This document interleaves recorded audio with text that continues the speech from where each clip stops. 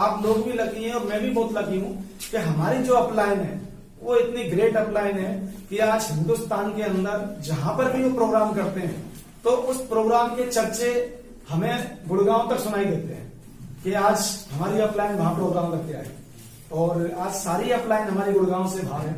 और मैं कहता हूं सर ये वो सिस्टम सीखने का है क्योंकि हमें इसको बहुत सीरियसली सीखना पड़ेगा। अच्छा, मैं सीखने के लिए इसलिए कहता हूं क्योंकि आप इस चीज को देखो, हम इस धंधे में क्यों आए। ऐसा कोई व्यक्ति नहीं है जिसका कोई ना कोई रोजगार नहीं है। रोजी रोटी सबकी चल रही है, अच्छी खासी चल रही है ना सर। यस। रोजी रोटी सबकी चल रही है, पर उसके बावजूद भी हम इस बिजनेस में आए। और इस बिजनेस में आने का मेन कारण क्या है?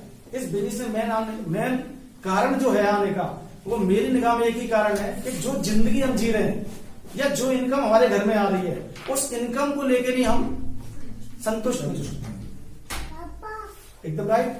यस। तो ये जो चीज है ना कि भाई हम संतुष्टि क्यों नहीं है, क्योंकि कहीं ना कहीं वो चीजें हमें खगोलती हैं।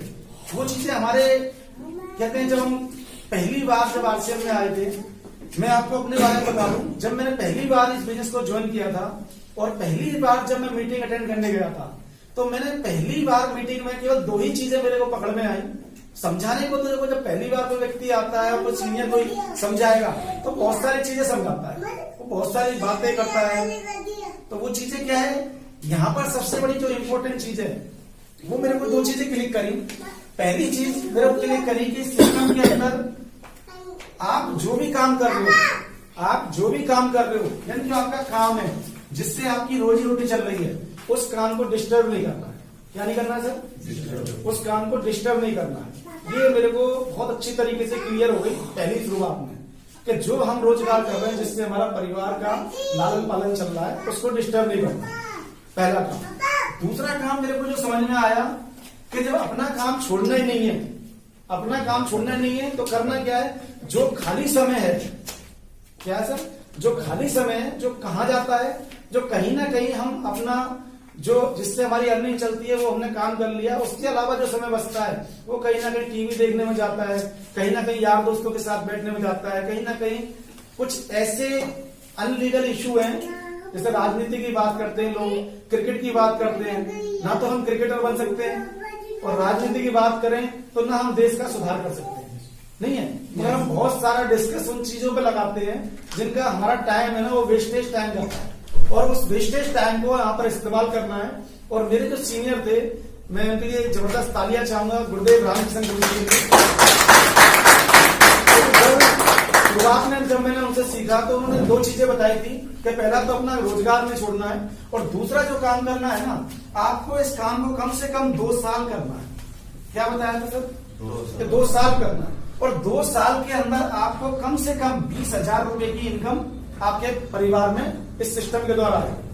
सर, जिस समय ये सिस्टम आया था मेरे माइंड में एक ही विचार आया था, तो हर आदमी अपना दिमाग लगाता है, हर आदमी दे सकता है, तो मेरे माइंड में एक ही विचार आया कि ये इतनी बड़ी अपलाइन, जब यहाँ पर एक सीनियर साथी जो ये तो बात को बता रहे हैं तो इस बात को बता रहे हैं तो इसमें जाहिर सी बात है, मैंने माइंड लगाया कि 2 साल की बात है, अपना काम छोड़ना नहीं है। पहली चीज क्या है, अपना काम छोड़ना नहीं है। अगर ये 2 साल में 10,000 रुपए भी आते हैं अपना काम करने के साथ साथ, तो क्या बुराई है?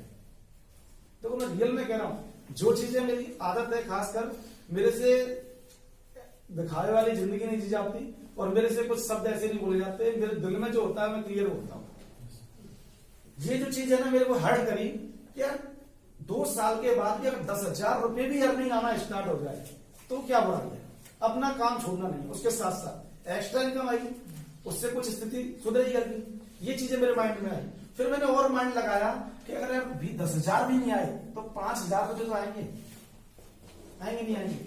और सर मैं कहता हूं आज के टाइम पे भी अगर आपको अपना काम जो कर रहे हो, किसी की 10,000 इनकम है, किसी की 20,000 इनकम है, किसी की 50,000 है, 1 लाख भी है, पर मैं ये कहता हूं अगर 5,000 रुपए भी एक्स्ट्रा आने लगे आपके रोजगार के साथ साथ, आपको रोजगार छोड़ना नहीं पड़े, तो प्रॉफिट की बात है क्या घाटे की बात है? तो शुरुआत में इतना ही समझ में आता है, ज्यादा समझ में नहीं आता। मगर रियल में जब मैंने ये चीजें समझ में आई और फिर मैंने इस काम को स्टार्ट करना चालू किया, जब मैंने करना चालू किया तो मुझे बहुत सारी चीजें इस सिस्टम के कुछ बारीकियां होती हैं। और ये मैं क्लियर कहता हूं सर, किसी भी धंधे के बारे में बाहरी दिखावटी कुछ अलग होता है बाहर से आपको कुछ नजर आएगा, पर अंदरूनी कुछ चीजें ऐसी होती हैं जिनके बारे में वो आपको शुरुआत में नजर नहीं आती, वो धीरे धीरे समझ में आती है। अगर कोई दुकान वाला आपको दिखेगा कि उसकी दुकान बहुत अच्छी चल रही है, आपके मन में विचार आएगा काश मेरे पास भी ऐसी दुकान होती और मेरा भी प्रॉफिट इतना बढ़िया होता। मगर जब दुकान वाले से आप मिलोगे ना पर्सनली, तब वो आपको बताएगा कि दुकान बढ़िया तो दूसरों को लग रही है, पर इसके अंदर क्या चैलेंज है। तो जो बिजनेस की जो बारीकियां है ना, वो हर कोई व्यक्ति क्लियर नहीं करता। वो कौन कर सकता है? जिसने उस चीज को जिया हो या उसमें समय गुजारा हो। और इसको एक ही चीज में कहते हैं कि इंसान का जो अनुभव है ना, वो हमेशा काम देता है। तो आज हम जिस चीज के बारे में बात करने वाले हैं, मैं इस बिजनेस को थोड़ा सा कॉन्सेप्ट को क्लियर करता हूं। बहुत सारे लोगों ने बहुत सारी चीज सीखी होगी, मगर थोड़ा सा सीरियस होकर नहीं और थोड़ा सा समझना है। सीरियस में इसलिए कहता हूं सर, जिस धंधे से हमारा परिवार चलता है, आज हम परिवार को छोड़ के नहीं यहां पर बैठे हुए हैं। आज हमारे बच्चे, संडे का दिन है, हम ड्यूटी करते हैं, ड्यूटी के बाद हमारे बच्चे होते हैं, उनकी एक ख्वाहिश होती है कि मेरे पापा मेरे पास रहे, मगर हम उन बच्चों को छोड़ के नहीं यहाँ पर आए हुए हैं और 2 घंटे या 3 घंटे हम लगा रहे हैं यहाँ पर। तो ऐसा नहीं है कि ये कोई सिंपल विषय है, ये बहुत सीरियस विषय है। और सर जिस चीज में पैसा आता है वो मैं कहता हूं बहुत सीरियस विषय है, क्योंकि आज के टाइम पे 99% प्रॉब्लम है ना, वो पैसे से सॉल्व होती है। बिना पैसे के आज के टाइम पे कुछ नहीं होता। और ये सिस्टम हमें पैसा देता है, इसलिए हम यहाँ पर हैं। तो आज हमें कुछ बारीकियों में कुछ ऐसी चीजों के बारे में बात करूंगा जो बहुत सीरियस मैटर है, और उनको अगर सीरियसली आपने किया तो सर एक बहुत बड़ा काम हो सकता है। और मैं वही चीजें बताऊंगा जो मैंने शुरुआती दौर में मैंने खुद किए हैं वो काम। ऐसा कोई भी काम नहीं है, मैं ऐसी कोई चीज नहीं बताऊंगा आपको जो मैंने प्रैक्टिकल वे में नहीं किया हो। और उसके प्रूफ भी मेरे पास है। जो पुराने साथी हैं वो अच्छी तरीके से जानते हैं कि मैंने शुरुआत की स्टेज पे कैसे काम किया था। और वही चीजें आज मैं बारीकियां आप लोगों को साथ शेयर करने वाला हूं। मगर थोड़ा सा मैं इस सिस्टम को क्लियर कर देता हूं कि सिस्टम है क्या है, क्योंकि शुरुआत में ये चीज समझ में नहीं आता। आप इस चीज को इस तरीके से समझें, एक स्टोरी के माध्यम से मैं समझाना चाहता हूं।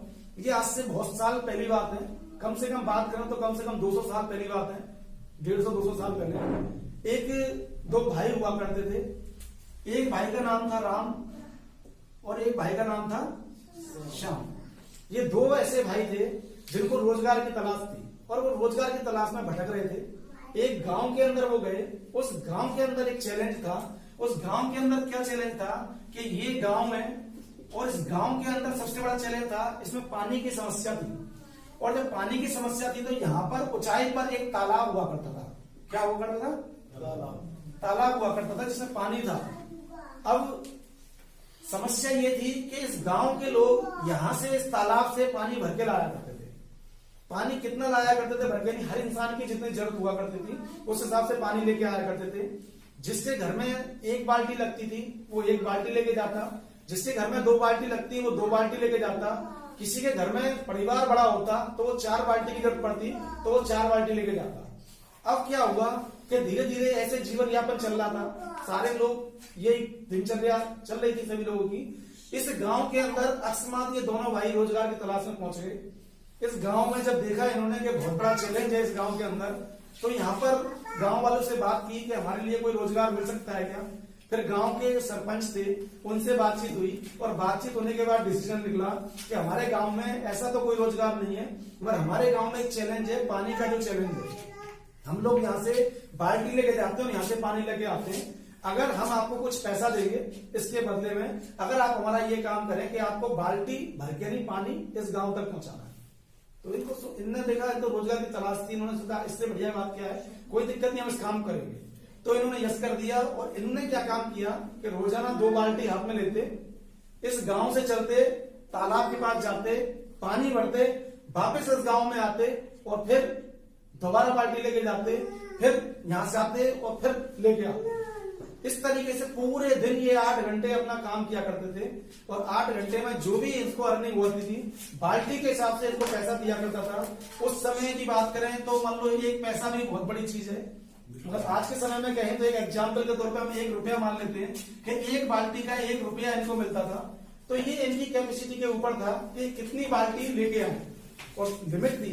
सूरज, पहले लोग घंटों के हिसाब से काम नहीं करते थे, पहले लोग काम करते थे कि सूरज कब निकल रहा है और सूरज कब डूब रहा है। जब सूरज निकलता था तो वो काम करना चालू कर देते थे, और सूरज अस्त होता था तो वो काम करना बंद कर देते थे। ये जिंदगी चल रही थी। मगर कुछ साल निकलने के बाद ये दोनों भाई काम धंधे में लग गए, काफी साल निकल गए। निकलने के बाद एक जो छोटा भाई था श्याम, इसके माइंड में एक विचार आया कि इस तरीके से जो बाल्टी ढोने का जो काम है हम कब तक करेंगे। आज तो हमारे शरीर में ताकत है, हमारे शरीर में एनर्जी है, आज तो हम कर लेंगे, मगर क्या ये आने वाले 10 साल के बाद भी हम इस काम को कर पाएंगे क्या? अगर इस काम को नहीं कर पाएंगे तो हमारे बच्चों को क्या करना पड़ेगा, हम बच्चों की परवरिश कैसे करेंगे? क्योंकि एक इंसान की बॉडी की एक कैपेसिटी है, वो हर समय एक सा काम नहीं कर सकता। आज जो काम कर रहे हैं अपने शरीर से, क्या आज के 10 साल बाद भी इतनी मेहनत कर पाएंगे सर? नहीं कर पाएंगे ना। तो यही चैलेंज इनके साथ था और इस भाई के अंदर ये विचार आया। ये छोटा भाई था, इसने बड़े भाई से बोला कि भाई मेरे माइंड में ये विचार आया है कि इस काम को हम जो कर रहे हैं, अगर आने वाले 10 साल बाद भी हम इस काम को करेंगे तो कैसे करेंगे? आज हो सकता है हम 2 बाल्टी उठा रहे हैं, पर आने वाले शरीर में, आने वाले समय में हमारे शरीर के अंदर वो ताकत नहीं रहे कि हम 2 बाल्टी को उठा पाए। तो ये चिंता का विषय था। तो इन्होंने बोला क्या करना चाहिए? इसने बोला छोटे भाई ने कि मेरे माइंड में एक विचार आया है, क्यों ना हम कुछ ऐसा सिस्टम डिजाइन करें कि यहां से लेके नहीं और यहां तक एक नाली खोदें। क्या खोदें? एक नाली खोदें, और नाली खोदने के बाद अगर ये नाली हमारी खुद जाती है तो ये हाइट पर है तालाब और ये गांव ढलान पर है, अगर नाली एक बार खुद गई तो यहाँ से पानी का स्रोत है ना परमानेंट चालू हो जाएगा और हमें बाल्टी ढोनी नहीं पड़ेगी, और फिर हम गांव वालों से पैसे भी लिया करेंगे क्योंकि मेहनत हम कर रहे हैं नाली खोदने में। तो ये विचार बहुत अच्छा था, मगर ये विचार किसके लिए अच्छा था? जिसके माइंड में ये विचार आया है।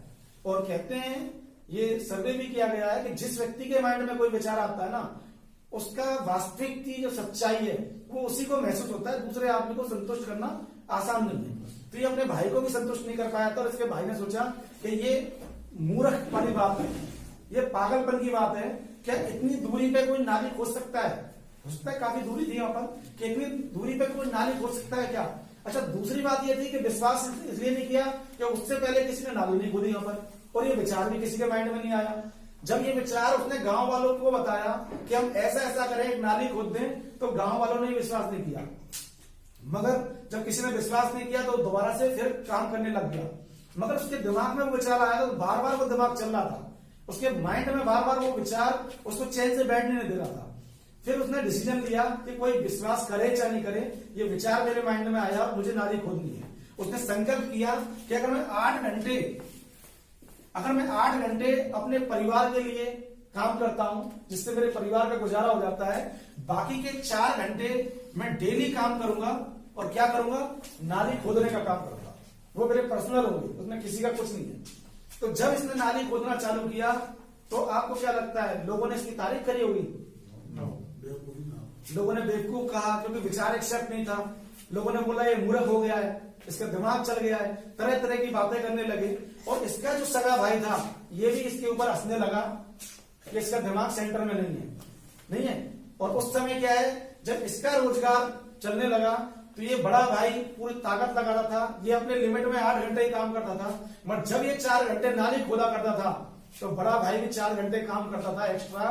तो उसमें क्या करता था, वो बाल्टी ढोने का काम करता था। और बड़े भाई ने थोड़ी बाल्टियों का साइज भी थोड़ा बड़ा करवा दिया, जिससे क्या ज्यादा पानी आ जाए, क्योंकि जितना ज्यादा पानी पहुंचेगा उतनी ज्यादा पैसे उसके घर में आएंगे।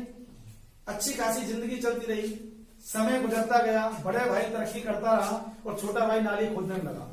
मगर कहते हैं 1 साल लगा होगा, 2 साल लगा होगा, किसी काम को करने में समय तो लगता है सर, बिना समय के कोई काम नहीं होता।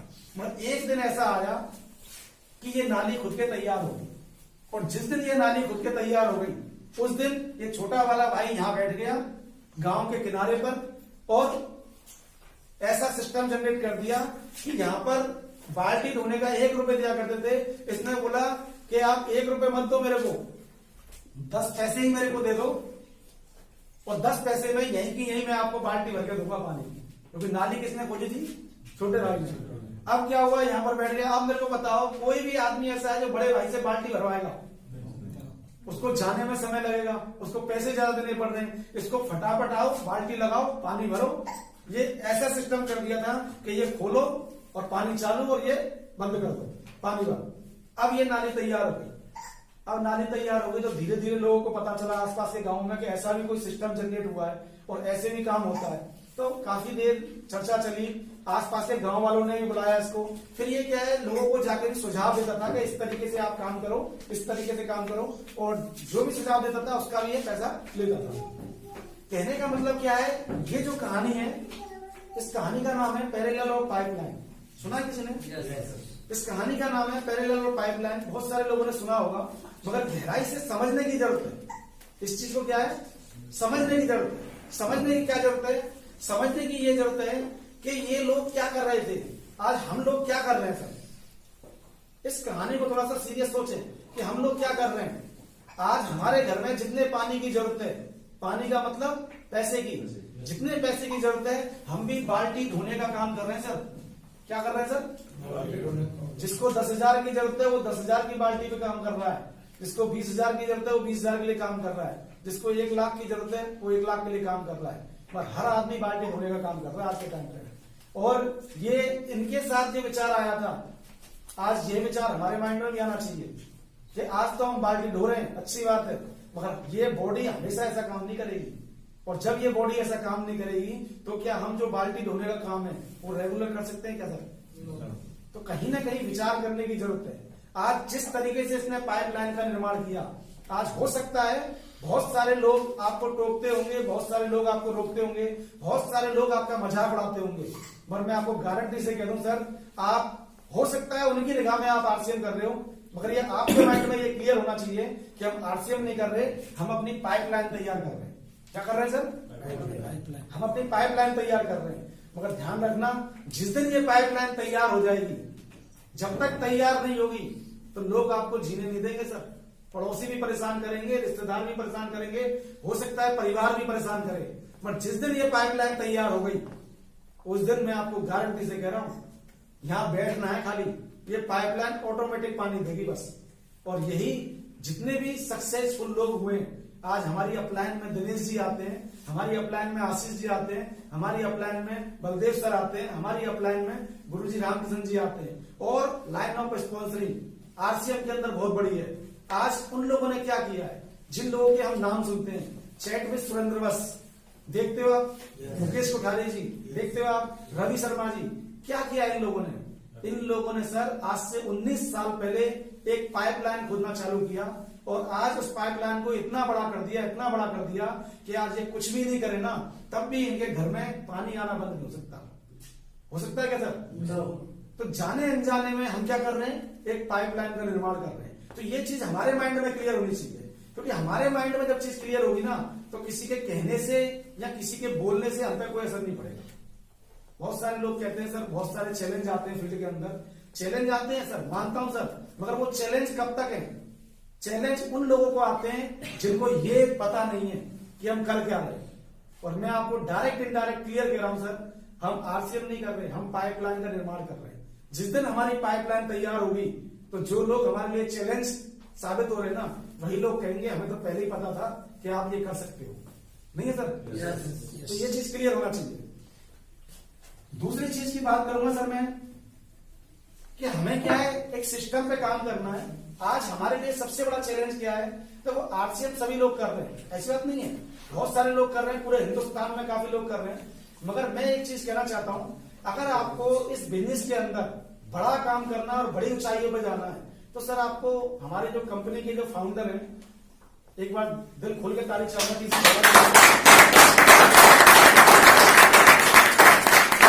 उन्होंने पिछली एनिवर्सरी में एक चीज कही थी। उन्होंने पिछली एनिवर्सरी में 18वीं जो एनिवर्सरी थी, उसमें एक चीज कही थी कि हम जो काम करेंगे वो ग्रोथ पे करेंगे। किस पे काम करेंगे सर? ग्रोथ पे। ग्रोथ का मतलब क्या है? ग्रोथ का मतलब ये है, अगर आपका बिजनेस आज 10,000 का है, तो ये नेक्स्ट महीने 12,000 का होना चाहिए, 15,000 का होना चाहिए, मगर ये 9,000 का नहीं होना चाहिए। क्या सर? ग्रोथ का मतलब है चाहे 1 रुपये बढ़े, मगर बढ़ना चाहिए, कम नहीं होना चाहिए। तो ये ग्रोथ का फंडामेंटल है। तो हमें क्या है, ग्रोथ पे काम करना है। और ग्रोथ क्यों जरूरी है सर? ग्रोथ इसलिए जरूरी है, आप एक चीज बताओ, अगर आपका एक चेक, मान लो आपका 1,000 रुपए की स्टेटमेंट बनी है, अगले महीने वो 1100 की बने, 1200 की बने, उससे महीने 1500 की बने, अगर आप भरती हुई स्टेटमेंट किसी को दिखाओगे तो फर्क पड़ेगा कि नहीं पड़ेगा सर? और एक स्टेटमेंट आपने दिखा दी 20,000 की, अगले महीने स्टेटमेंट आती है 10,000 की, उससे अगले महीने स्टेटमेंट आती है कम, बहुत फर्क पड़ता है कि नहीं पड़ता सर? कहीं ना कहीं अपने माइंड में फर्क पड़ता है। दूसरी चीज, स्टेटमेंट भी मायने रखती। अगर आपका बिजनेस, मैं कहता हूं 10,000 से 12,000 बढ़ रहा है या 11,000 ही बढ़ रहा है और फिर नेक्स्ट अगले महीने भी ग्रोथ हो रहा है, 3-4 महीने अगर आपने ग्रोथ कर ली ना सर, बहुत बड़ा काम होगा। क्यों होगा? क्योंकि इस चीज को मैं और क्लियर कर देता हूं। मैंने आपको, बहुत सारे लोगों को पता नहीं है और मैं खुल के कहता हूं, मैं कहता हूं जो भी कहता हूं मैं सच कहता हूं, मेरी आदत ही ऐसी है, मेरे से झूठ बोला नहीं जाता। मेरा बिजनेस बहुत बड़ा था और मेरा बिजनेस किसी कारणवश वो खत्म हो गया था और वो खत्म होने के बाद मैंने दोबारा से रीस्टार्ट किया बिजनेस। और दोबारा जब रीस्टार्ट किया तो मुझे क्लियर पता था कि मेरी 1 लाख जो थी, एक ग्रुप में बड़ा बिजनेस था। अगर बड़े बिजनेस की बात करें तो 3.5 लाख के करीब बिजनेस था।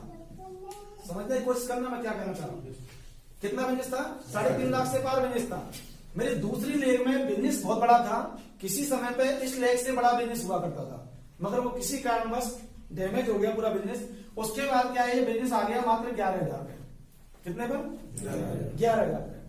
11,000 पे बिजनेस आ गया। फिर मैंने शुरुआत करी, ये बात है आपकी मई 2017। कितनी है सर? मई 2017 की बात है। मैंने उस दिन डिसीजन लिया क्योंकि उसी पीरियड में मैंने घर बनाया था और घर बनाने के बाद मैंने जमीन भी ली थी और घर भी बनाया था। और आप जानते हो गुड़गांव में हर आदमी की सैलरी के ऊपर डिपेंड करता है कि गुड़गांव जिस सिटी के अंदर जमीन लेना और तुरंत घर बनाना कितनी बड़ी बात है।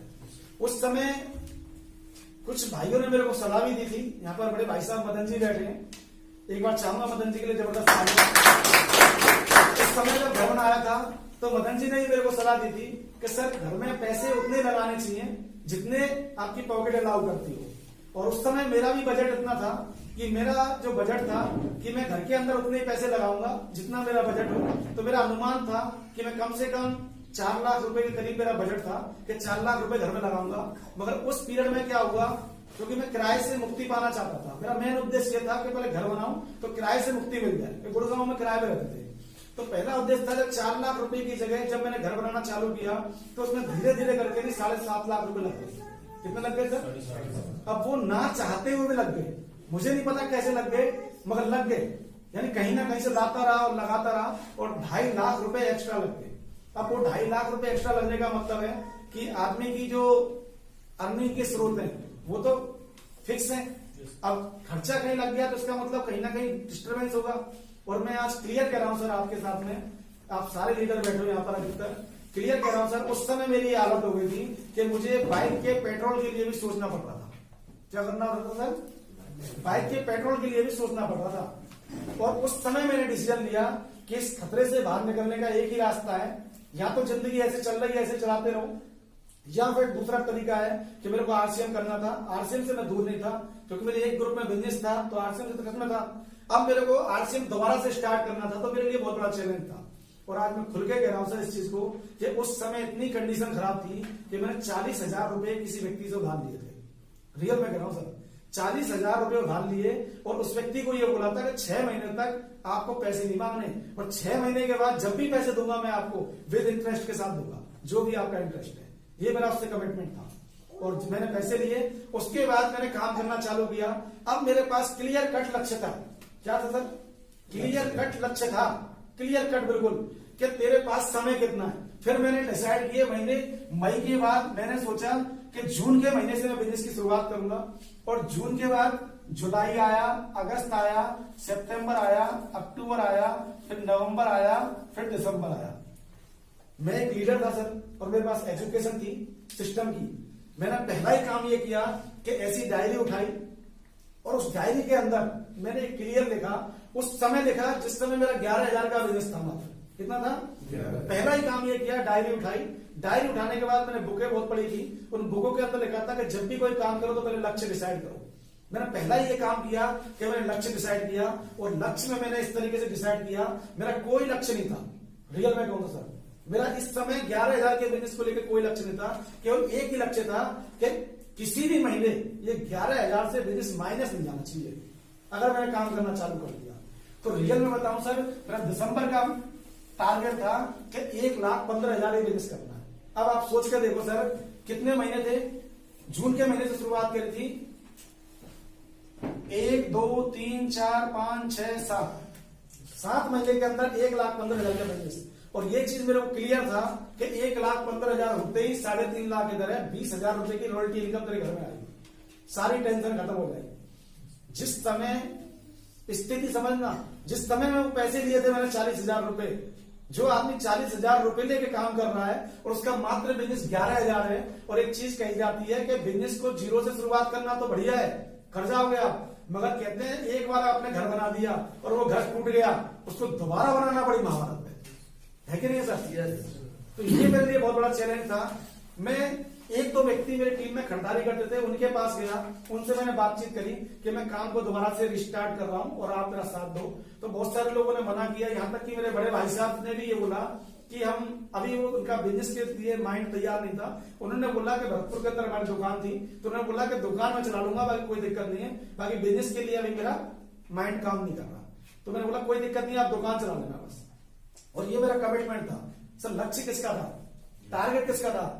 ये टारगेट मैंने लिखा दिसंबर में 1,15 करना है सर, मगर दिमाग इस चीज को एक्सेप्ट नहीं कर रहा था कि 1,15 हो सकता है, क्योंकि 7 महीने के बाद 20,000 की इनकम पे पहुंच जाऊंगा। जबकि यहां पर जो मेरी इनकम आती थी उसको 1,700 रुपए करीब इनकम थी, 1,700-1,800 रुपए की इनकम आती थी। क्योंकि ये छोटी लाइफ में बिजनेस नहीं है तो इनकम कितनी आएगी? कम ही आएगी।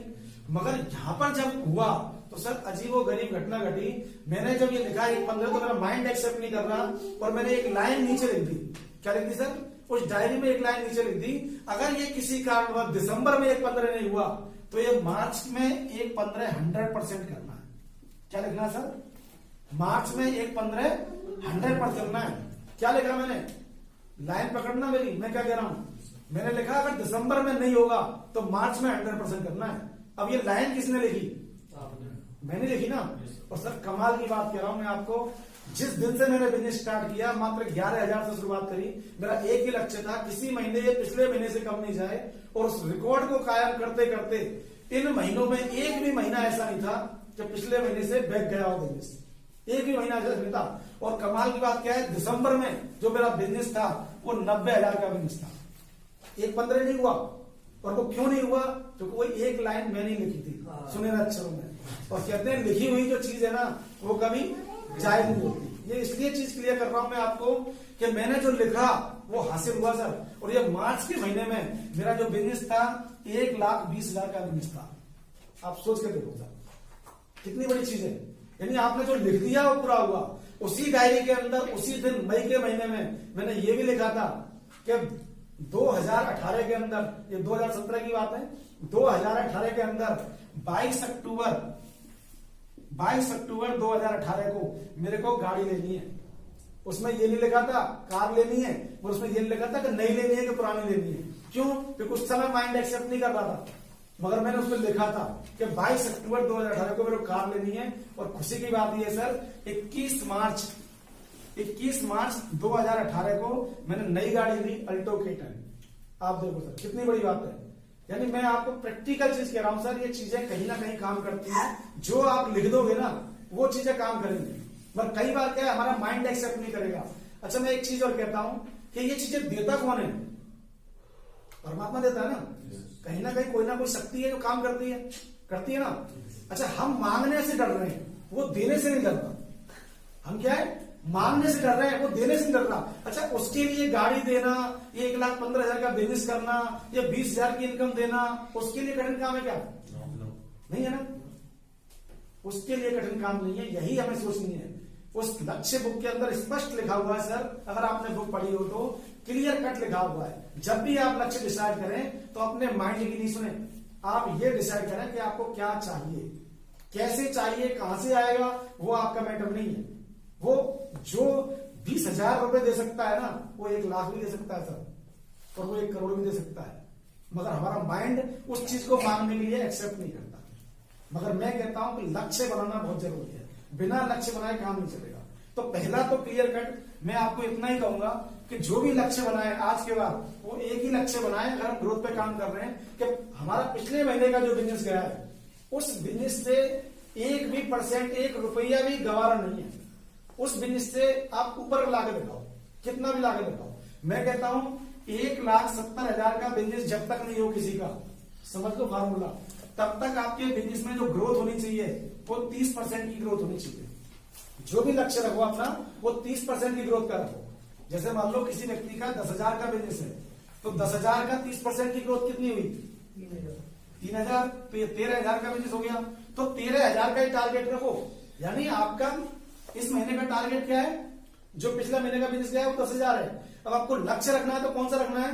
1,70 के बिजनेस तक 30% की ग्रोथ, और 1,70 के बाद ये आपकी 20% की ग्रोथ पे आ जाए तो कोई दिक्कत नहीं है। 30% की ग्रोथ लाते हो तो बहुत अच्छी बात है, वरना 20% की ग्रोथ भी चलेगी ना तब भी बहुत अच्छी बात है, पर ग्रोथ होनी चाहिए आपके बिजनेस में। अगर ये 10,000 की इनकम, 10,000 का जो आपका बिजनेस है, अब आपका 30% की ग्रोथ कितना होता है? 13,000। लक्ष्य आपका क्या होना चाहिए कि 13,000 इस महीने करना है, मगर सर्वप्रथम लक्ष्य ये होना चाहिए कि 13,000 तो करना है, मगर इससे कम गंवाना नहीं है। चाहे 10,000 1 रुपए बढ़े, मगर बढ़ाना है। और सर मैं आपको एक चीज क्लियर कर दूं, ऐसे ऐसे पल मेरी जिंदगी में आए कि मेरा पिछले महीने का बिजनेस 25,000 था और अब की बार जो बिजनेस है वो 20,000 ही बढ़ गया।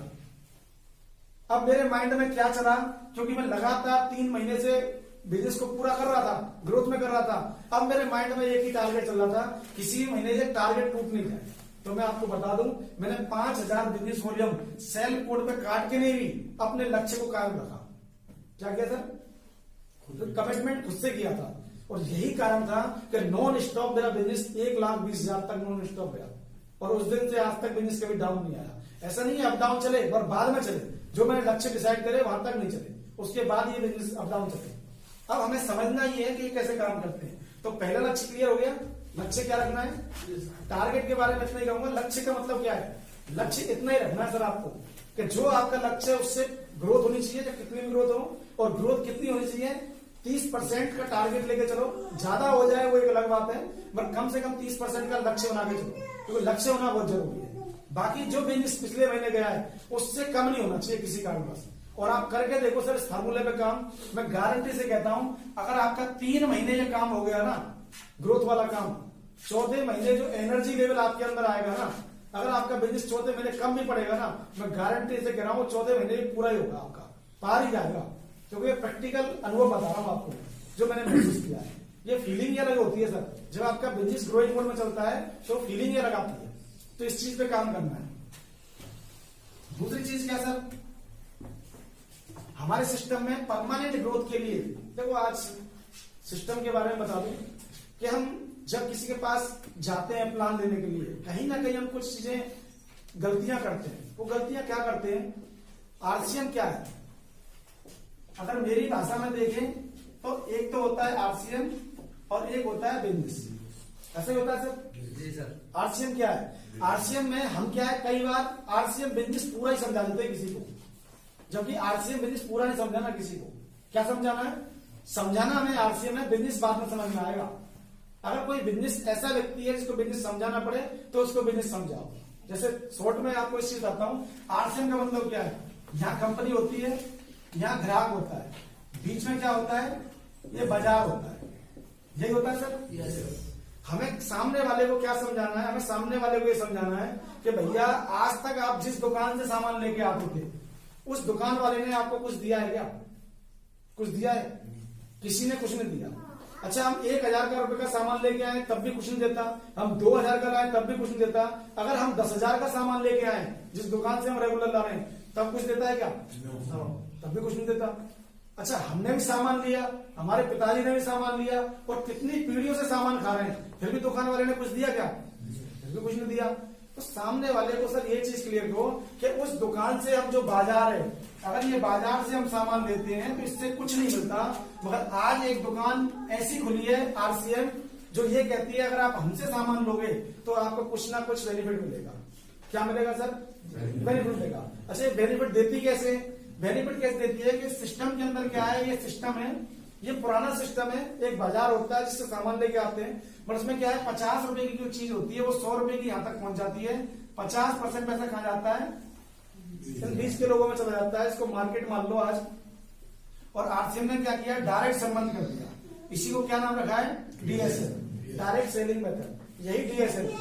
अब इसमें फायदा क्या होता है हमें, सबसे बड़ा फायदा क्या है कि मार्केट में जो भी सामान मिलता है हमें वो किस रेट में मिलता है, एमआरपी रेट में मिलता है। एमआरपी रेट से कम मिलता है क्या? अगर आप 10,000 रुपए का सामान लें तो हो सकता है कोई एमआरपी रेट से 1 रुपया कम कर ले, देता है क्या साहब?